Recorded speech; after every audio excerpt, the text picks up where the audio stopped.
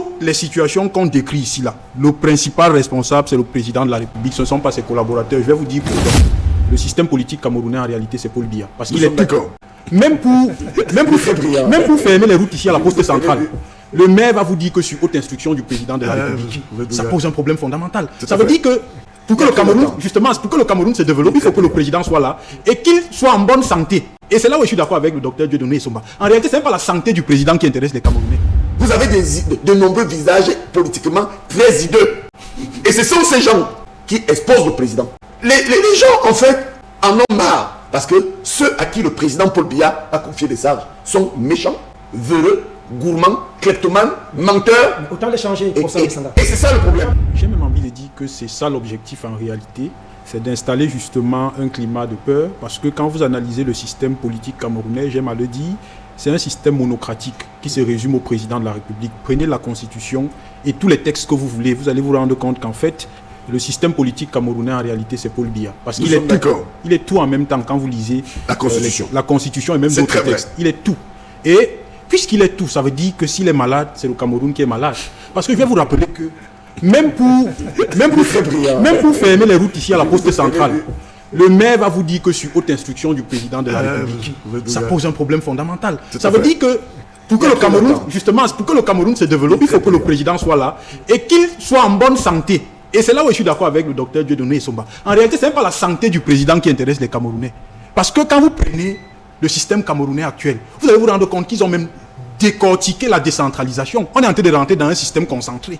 Ça veut dire aujourd'hui que même le développement en Comté, qui est mon village, c'est le président de la République. Et alors, comment il peut aller faire 60 jours en Suisse? Je dois m'inquiéter parce que s'il n'y a pas l'eau en Comté, c'est le président de la République, alors que ça devrait être le maire d'Obala.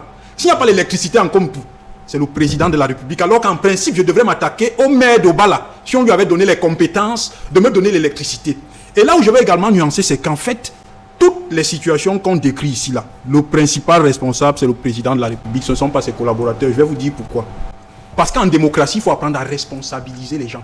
Le président est responsable devant le peuple. Et les ministres sont responsables devant le président de la République. Ça veut dire que moi, j'ai voté le président. Si je lui ai donné le mandat, et au nom de ce mandat, il nomme des ministres qui doivent accomplir des missions. Si ces ministres ne peuvent pas accomplir des missions, au nom du mandat que le peuple lui a donné, il peut les démissionner, disait la Constitution. Mais pourquoi il garde des collaborateurs? Article 12. Justement, pourquoi il garde des collaborateurs qui ne produisent pas des résultats? Est-ce qu'il ne faut pas se poser la question, ou alors est-ce qu'on ne doit pas déduire que, en fait, les collaborateurs, les résultats de ces collaborateurs arrangent le président de la République? Parce qu'en fait, si vous ne produisez pas les résultats que j'attends de vous, parce que c'est lui qui définit la politique de la nation, je vous démissionne parce qu'à la fin, j'ai des comptes à rendre au peuple qui m'a donné son mandat. Nous sommes d'accord. Et je vous conserve, parce qu'on est dans une dynamique d'émergence. Je vais vous démontrer quelque chose.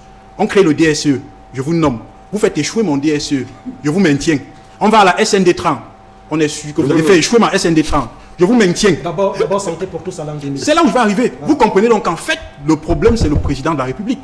Vous comprenez que le problème, c'est le président de la République parce qu'en fait, s'il veut atteindre les résultats, il doit mettre des hommes qu'il faut à la place qu'il faut. Mais on a l'impression qu'en fait, moi c'est mon impression, je ne sais pas ce qu'il en est de mes copanélistes, on a l'impression qu'en fait, le magistère du président de la République se résume à conserver le pouvoir et même peut-être mourir au pouvoir. Voilà le véritable problème qu'on a aujourd'hui au Cameroun, c'est qu'en fait, le président de la République ne prend pas les décisions qui concernent véritablement la gouvernance du peuple. Sinon, comment vous expliquez que le dernier remaniement que le président a eu à faire date de 2019, dans un pays où il n'y a presque pas de route, il n'y a presque pas d'eau, le chômage est abyssal?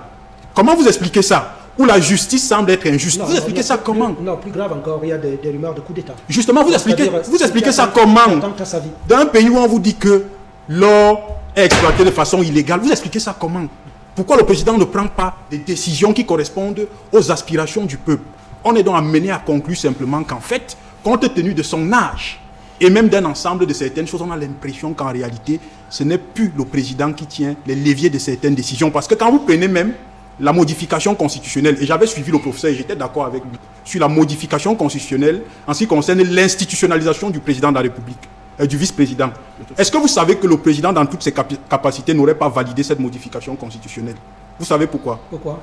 Parce qu'en fait, un vice-président ne doit pas hériter d'un mandat, on n'hérite pas d'un mandat. Parce que quand vous lisez la Constitution, le vice-président va hériter d'un mandat. La seule personne qui donne le mandat dans une république, c'est le peuple. Le peuple, à travers le vote. Oui, c'est pour ça que dans les pays où on institutionnalise le poste de vice-président, vous allez aux élections avec votre président de la République. Or, tel qu'il est libellé, et le prof Messanga avait défendu ça sur Info TV, Tout à fait. et il avait raison. Tel que le poste est libellé en réalité, le vice-président devient un héritier d'un mandat. Or, dans une république, j'insiste, Et la sans seule... vous couper, le président m'a suivi. C'est pourquoi il refuse de nommer un vice. Exactement. Parce que j'ajoute aux téléspectateurs qui nous écoutent. J'ai eu affaire à une autre chef de l'État. Et dans ma note, je disais ceci. Exclusivité, vision 4. Monsieur le Président, en Côte d'Ivoire, Ouattara a prévu un poste de vice-président. Il n'a pas mis ça en place. En Centrafrique, c'est pareil. Mais j'appelle votre haute attention sur un point. C'est le vice-président là qui constate la vacance. C'est pas ça? Exactement. Si vous essayez, ils vont vous inciter à mettre ce vice-président et il va vous renverser. Notre Messanga Nyamdjing appelle bien. Donc, je sors donc en disant que même quand vous lisez cette modification constitutionnelle, vous sentez que cette modification n'est pas de Paul Biya. Elle est de ceux qui veulent prendre le pouvoir à Paul Biya. Ça peut justifier que ça traîne. Ça explique que ça traîne comme C'est c'est en train de traîner. c'est ce qui pourrait expliquer. Alors, nous ne prenons pas. Le gouvernement, pourquoi le gouvernement Bon, permettez-moi de répondre. Non, avant vous. Pour ça, je reviens à vous. Non, vous êtes obligé de jouer avec vos consultants. Oui, bien sûr. Vous êtes obligé. Vous savez pourquoi? Je viens- Nos échanges sont bien. Oui, Vous je- savez, c'est interactif et c'est spontané. Absolument, Ne absolument. réservons rien avec votre permission. Absolument, Vous êtes, c'est ça. nous sommes là, vos Non, consultants. j'ai une urgence. J'ai un message urgent. Ça, c'est une déclaration assez grave quand même. Elle est assez grave pour les naïfs, mais pour les hommes de science, elle n'est pas surprenante. Très bien. En réalité, le DCC vous dit en filigrane que les batailles de succession sont lancées. Succession du président de la République, en l'état actuel des choses, ne peut pas venir de l'opposition. Pourquoi? Parce que le MLC aujourd'hui est en difficulté avec toutes les batailles que nous connaissons. Le PCRN même aujourd'hui est un peu en difficulté. Les vrais opposants aujourd'hui sont dans le RDPC. Et aujourd'hui, il y a des camps qui s'affrontent. Il y a des caciques qui pensent que c'est leur tour. Alors, vous dites les vrais opposants sont dans le RDPC. C'est une vérité. Les vrais opposants aujourd'hui sont dans le RDPC. Et c'est même ce qui justifie le fait que le gouvernement n'arrive pas à sortir. Parce qu'aujourd'hui, en réalité, si vous décidez de faire un remaniement et que vous, j'ai envie de dire quoi, et que vous éliminez complètement un camp, le camp peut refuser. Le camp peut même vous dire que ce n'est pas le président de la République qui a signé ce Nous l'avons remaniement vu ministériel. avec, cette semaine même avec la mise en retraite en deuxième session Du général Tchemo. Oui. Exactement. Donc je suis en train de vous présenter le Cameroun en l'état actuel des choses. C'est pour ça que moi je ne vais pas interpeller les 5 personnes que le professeur a interpellées. Je vais interpeller le peuple camerounais. Parce que le peuple camerounais est responsable de ce qui lui arrive. Parce que quand on analyse correctement votre sujet, est-ce que vous savez qu'aujourd'hui, même si on a les éléments qui démontrent qu'il y a un empêchement définitif du président, il sera difficile de constater sa vacance. En l'état actuel des choses. On pourrait arriver à ce Oui, point. je vais vous expliquer techniquement. On peut arriver à un point où on a les éléments, mais on ne peut pas constater sa vacance. Parce que tout part de la qualité. Qui peut saisir le Conseil constitutionnel? C'est ce que j'ai le dit. président de l'Assemblée nationale. Voilà un président de l'Assemblée nationale qui est voté par les députés, mais il pas remercier Paul Biya. Vous pensez qu'il peut saisir le Conseil constitutionnel? Non. Il ne peut pas. Le président du Sénat, parce on parle de la qualité. Qui peut saisir le Conseil constitutionnel? Le président du Sénat. Est-ce qu'il peut saisir le Conseil constitutionnel pour qu'on constate la vacance? Non. Les 3 tiers des députés. C'est ça. L'opposition n'a pas 3 tiers des députés. Les 3 tiers des sénateurs. L'opposition n'a pas 3 tiers des sénateurs. Et à partir du moment où c'est saisi, c'est là où le Conseil constitutionnel entre en jeu en faisant quoi? En constatant et en proclamant. Et donc, du coup, vous entrevoyez quel scénario? Je vais arriver. Et qui constate et proclame? C'est le Conseil constitutionnel qui en réalité semble être le bras séculier du président de la République et du RDPC. Du coup, le scénario que j'entrevois, et vous allez vous rendre compte qu'on a aux Si le élections, Parlement revient au couleur de l'opposition. c'est pour ça que moi j'interpelle dans le peuple, en leur disant qu'aux prochaines élections législatives, il faut tout faire pour faire tomber le Rassemblement démocratique du peuple camerounais. Parce qu'en l'état actuel des choses, même si vous avez la preuve que le président est malade, il faut avoir la qualité pour pouvoir saisir le Conseil constitutionnel. D'accord. Même Nunga ne peut pas saisir le Conseil constitutionnel. Le professeur Messanga ne peut pas saisir le Conseil constitutionnel. Vous ne pouvez pas saisir le Conseil constitutionnel. Parce que le Conseil constitutionnel va vous apposer ce qu'on appelle en droit défaut de qualité. Et on va rejeter simplement votre saisine. Purement et simplement. Exactement. Oui, alors, reverend général. Le Cameroun, en ce moment, connaît un certain nombre d'indicateurs de désordre et de dérèglement. Du fait de l'absence de... Non, pas forcément du fait de l'absence, mais du fait de la trop grande réserve du président qui ne date pas d'aujourd'hui. C'est-à-dire là, que... là, vous habillez ça, c'est... Je peux le démontrer.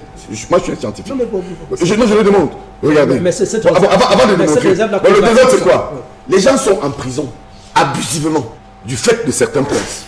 On se dit quand même que, qu'est-ce qui se passe? Et regardez l'affaire à Mougou Belinga.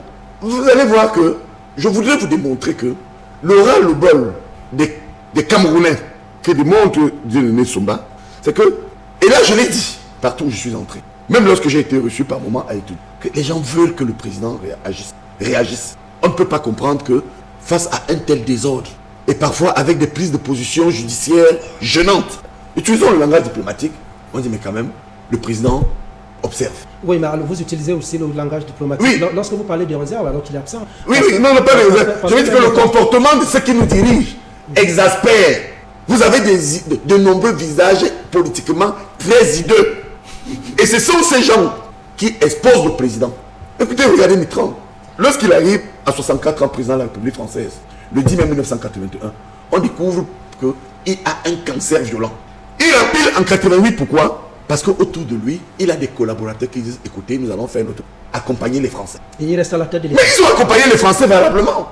Les gens, en fait, en ont marre. Parce que ceux à qui le président Paul Biya a confié des charges sont méchants, véreux, gourmands, kleptomanes, menteurs. Autant les changer, professeur Bissanga. Et c'est ça le problème. Autant les changer, non? Oui. Nous sommes d'accord. Nous sommes aussi en train, quelque part, de dire que on attend le président là-dessus. Au point où, comme il a dit, on l'a ressenti. Le président est venu nous dire, bien, écoutez, il y aura un gouvernement. Le 11 février, le président nous vient dire, là, Dieu donné il fallait l'ajouter. Je sais. Il y a des frustrations. Qu'il y a des frustrations. Et que vous attendez un gouvernement. Mais dans sa projection prophétique, qui vous dit que le président Paul Biya ne prépare pas à sa façon son départ et n'a pas amené les Camerounais à se poser eux-mêmes la question de savoir, regardez donc les gens qui veulent me remplacer. Oui, mais il reste un être humain. Oui, parce que tout peut arriver à tout moment. Parce que s'il attend pour agir selon la prophétie, ça peut arriver à tout moment, et ça sera l'installation du chaos. Oui, mais monsieur Boniphilippe, vous qui êtes un excellent journaliste, dans nos échanges techniques, qu'est-ce que le président Paul Biya nous laisse à travers ce type de gouvernance comme héritage? Mais il nous a mené à prendre conscience que si nous ne faisons pas attention, les méchants vont nous gouverner. D'accord. Ailleurs, en Côte d'Ivoire, les gens ont pris des armes. Ici à côté, en Centrafrique et au Congo. Mais au Cameroun, nous sommes en train de connaître une autre révolution. Elle est pacifiste. Mais je vous assure, Boniphilippe, le pasteur l'a dit, le degré d'élévation de la conscience camerounaise.